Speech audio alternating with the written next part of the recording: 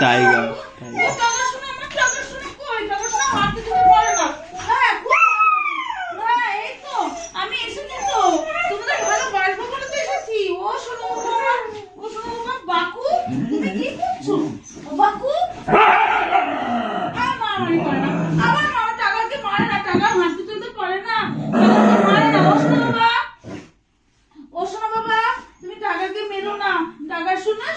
কষ্টে আছে। হ্যাঁ তুমি তো খুব সুন্দরী, কে বলেছে তুমি সুন্দরী না?